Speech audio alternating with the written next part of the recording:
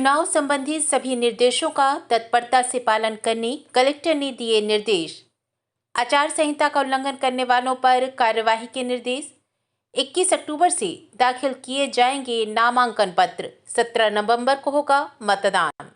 आप देख रहे हैं बुलेट रिपोर्टर, खबर मध्य प्रदेश के रीवा से। विधानसभा चुनाव का कार्यक्रम निर्वाचन आयोग द्वारा घोषित कर दिया गया है।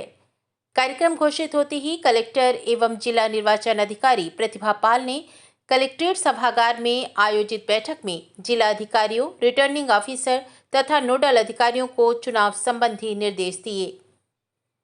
उन्होंने कहा कि चुनाव की तैयारी के लिए बहुत कम समय बचा है। सभी रिटर्निंग ऑफिसर अपने अपने विधानसभा क्षेत्र में समस्त कार्यवाहियां तत्काल शुरू कर दें।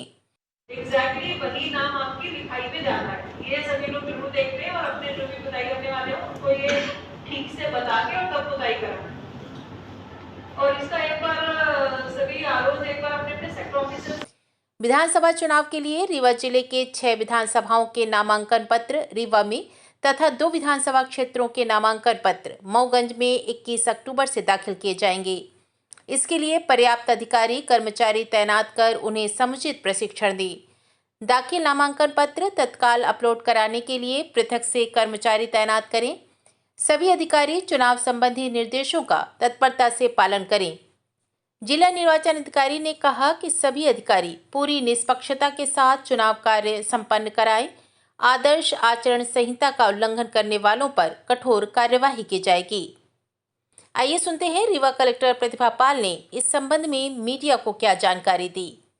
आने वाले जो 21 तारीख है तब से हम लोगों के नॉमिनेशन शुरू हो जाएंगे, तो सभी आरओ और एआरओ तैयार रहें, उनकी पूरी तैयारियां रहें।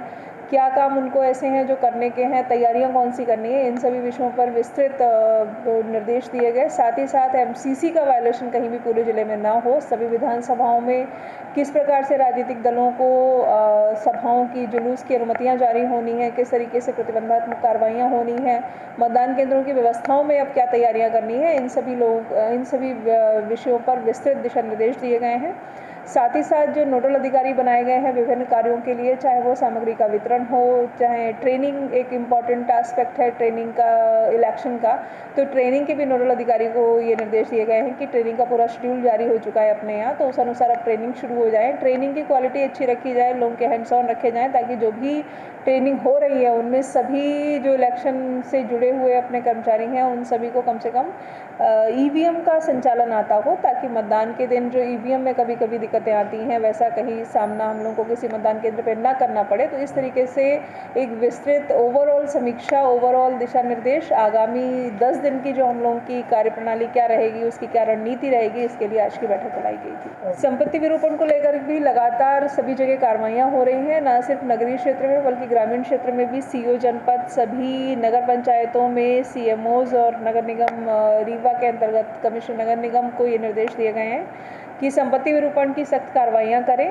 और जितने भी सरकारी भवन अपने थे उन पे से किसी भी प्रकार के पोस्टर बैनर इस प्रकार के नहीं हैं, सभी हटा लिए गए हैं और आगे भी कार्रवाइयाँ लगातार जारी हैं। अब यदि ये नया कोई विषय संज्ञान में आएगा कि किसी सरकारी संपत्ति पर किसी भी प्रकार का विरूपण किया गया है, तो हम लोग उसमें संगत जो धाराएं हैं संपत्ति विरूपण अधिनियम की उसमें कार्रवाई करेंगे। इसी का जो मॉडल कोड ऑफ कंडक्ट है उसके संबंध में धारा 144 का आदेश जारी किया गया है और उसमें विस्तृत रूप से निर्देश दिए गए हैं कि कौन सी चीज़ें ऐसी हैं जो एमसीसी के वायलेशन की श्रेणी में आती हैं, और सभी को दिशा निर्देश भी ये दिए गए हैं कि इस तरीके का कोई भी काम ना करें जिससे कि आचार संहिता का उल्लंघन हो, जिसमें सभी जो राजनीतिक दल हैं उनकी भी स्टैंडिंग कमेटी में बैठक के दौरान सभी को ये निर्देश दिए गए हैं, सभी को ये सूचना भी दी गई है कि उनको कौन से काम नहीं करने हैं।